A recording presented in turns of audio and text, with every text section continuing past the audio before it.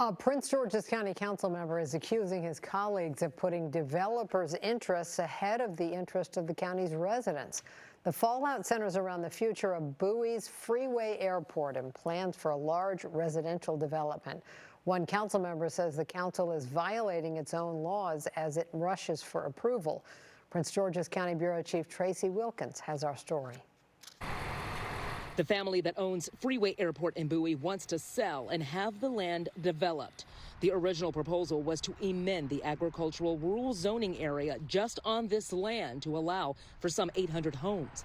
The number of homes has been reduced to half after pushback from residents and a fight that landed in court. It's hurtful, because these people that come to you also ask you to vote for them. They smile in your face.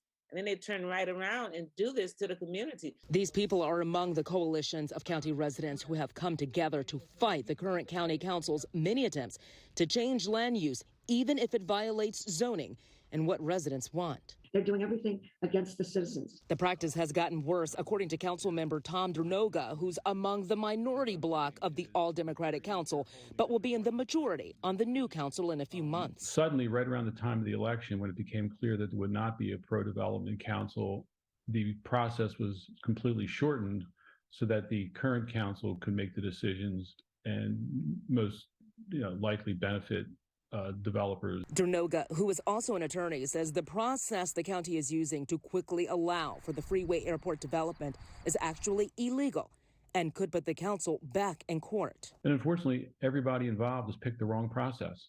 And I pointed that out in the detailed letter. And 48 hours later, deafening silence. They don't want to admit that they've screwed up. Much like its attempt to change voting district lines ahead of the last election, another fight the council lost in court. He calls the council's attempts to move forward with the development incompetence. These citizens call it something much worse. And it's like losing your democracy. The biggest concern is that the citizens are getting shortchanged, and that has to stop happening. As it stands, this issue is still on the council's agenda for Tuesday. I'm Tracy Wilkins, News 4. We've reached out to the developer overseeing this proposed project for a comment. We have not received a response to our request.